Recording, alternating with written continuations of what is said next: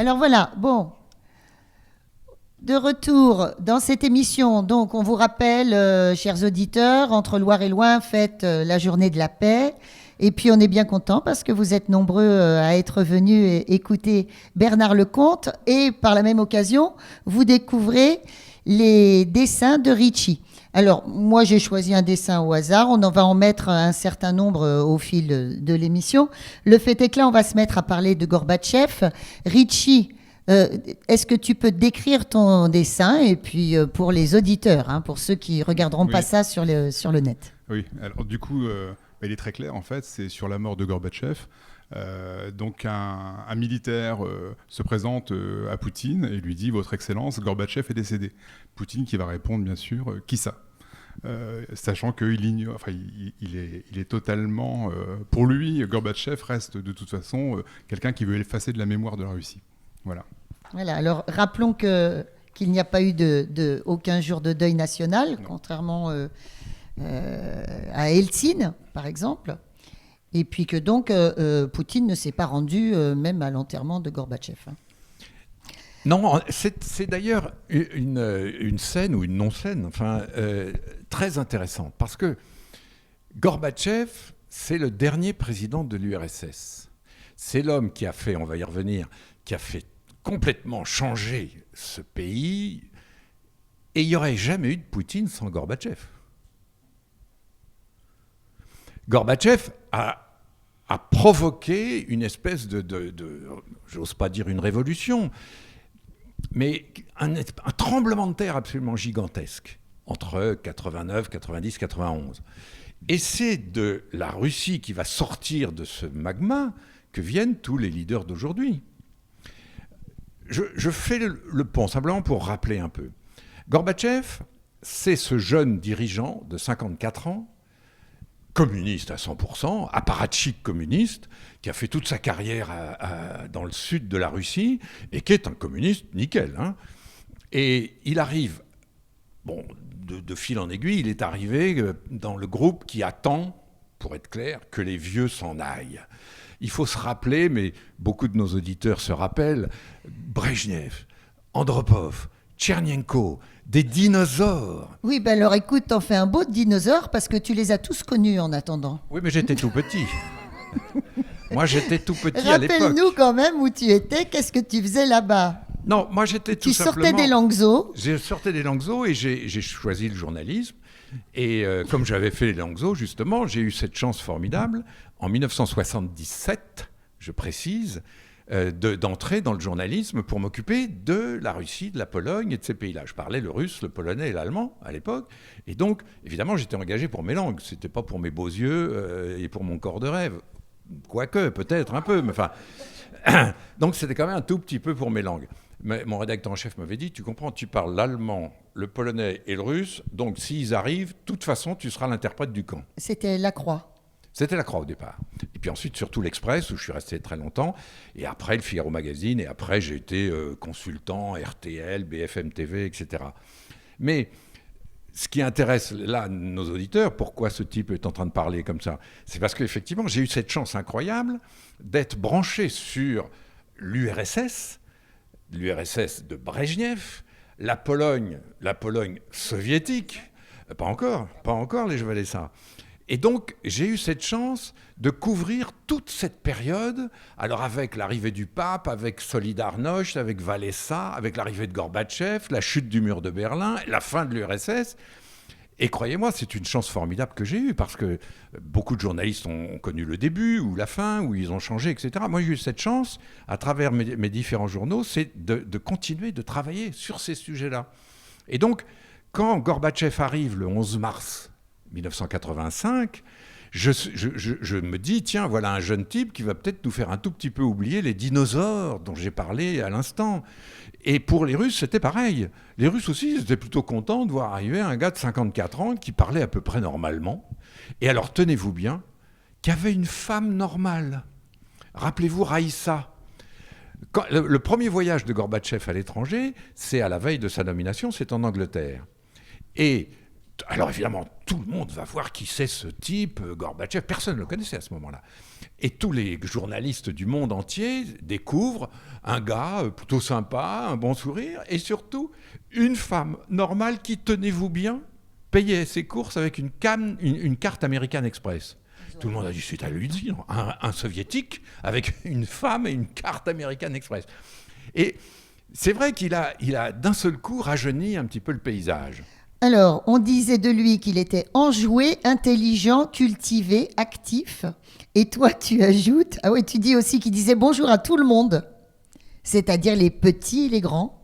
Alors, c'est vrai que les soviétiques n'étaient pas habitués à ça, parce que les dinosaures dont on vient de parler, les Brejnev, les Andropov, les Tchernenko, jamais n'allaient sur un marché, jamais n'allaient discuter avec des gens, jamais n'allaient dans un hall sportif, jamais. Et d'un seul coup, il y a un gars qui arrive et puis qui commence à faire ça. Il va dans la rue, il discute avec les gens. Alors au début, c'est la panique un peu, parce que c'est quand même un chef communiste. Et puis on fait gaffe, hein. Il y a le KGB qui le soutient.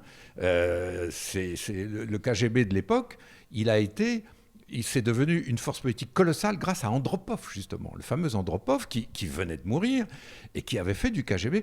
On disait même, le KGB, c'est l'ENA là-bas. C'est-à-dire, c'est pour dire que c'était les dirigeants les plus cultivés. Et c'était pas faux, parce que les gens du KGB avaient le droit de voyager, de lire la presse étrangère, ils parlaient tous 2 ou 3 langues, et en Russie soviétique, on ne voyageait pas, on n'avait évidemment pas le droit de lire la presse étrangère, etc.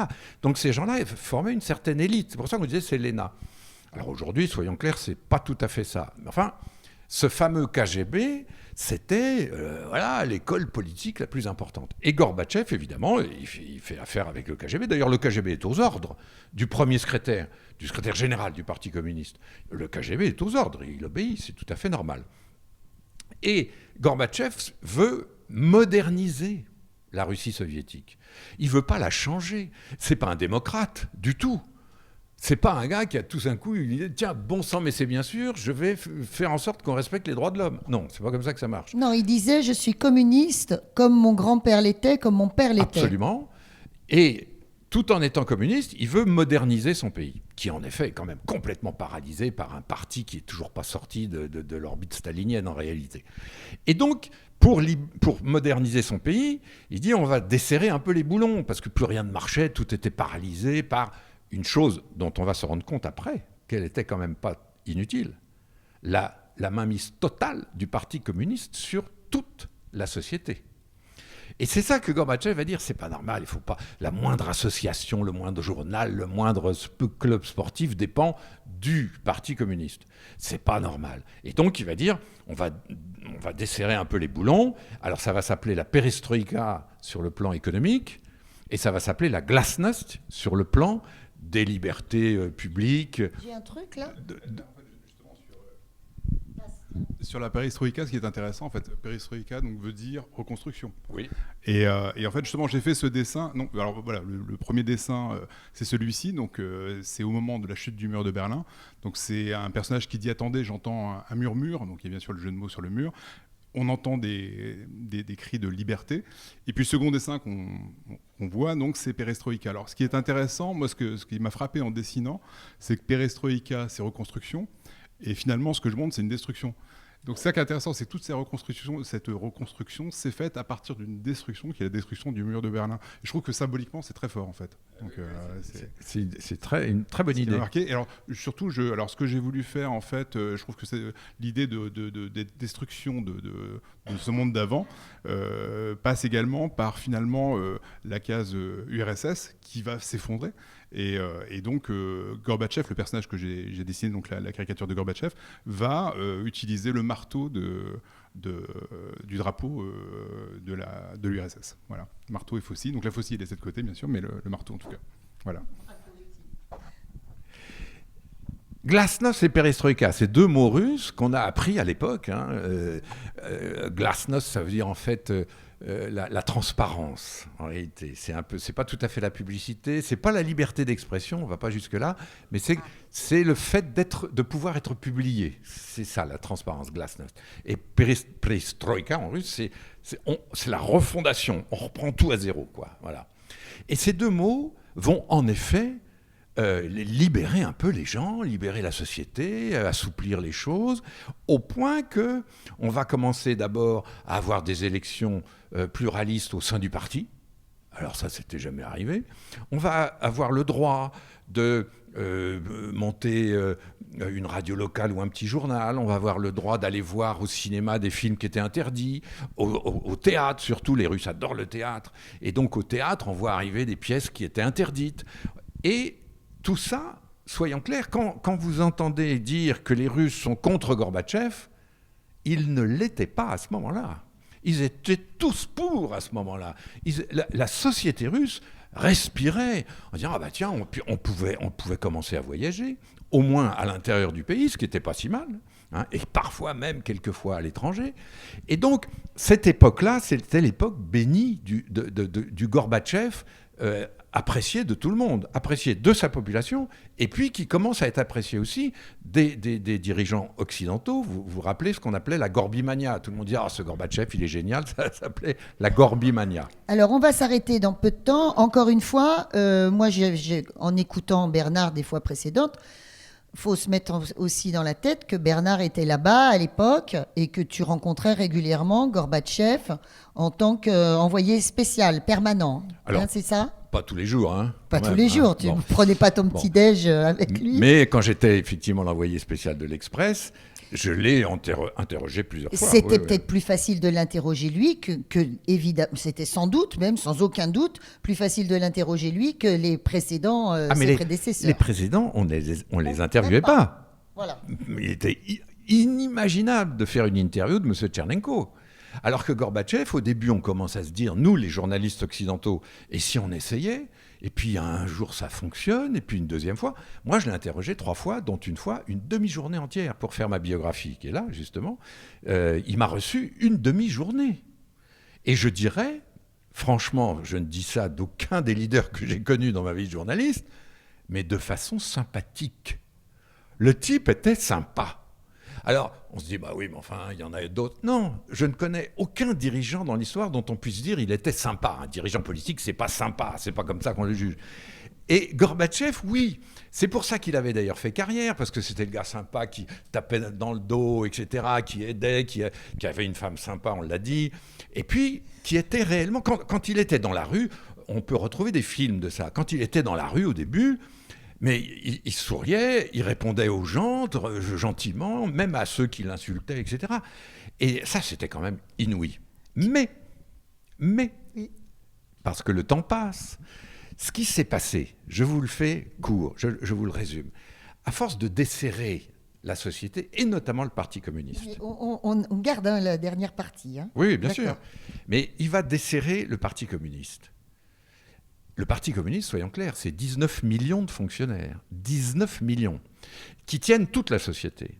Quand vous commencez à les mettre les uns contre les autres, à faire un peu de pluralisme, des élections plurielles, etc., d'abord, vous mettez tout le monde contre vous, et surtout, c'est la société qui s'effondre. Parce que, d'un seul coup, la structure économique s'effondre, les entreprises communistes ne marchent pas parce que, tout simplement, ça ne fonctionne plus. Et surtout, ce qui va se passer, c'est que puisque le Parti communiste est affaibli et ne tient plus tout le monde en laisse, les Arméniens se disent « Mais nous, s'il n'y a plus de parti et si le KGB nous fout la paix, on aimerait bien être un peu autonome avant d'être indépendant. » Et les Géorgiens, et les Arméniens, et les Lettons, et les Ukrainiens dont on parle aujourd'hui, tous ces gens-là se disent et on peut peut-être...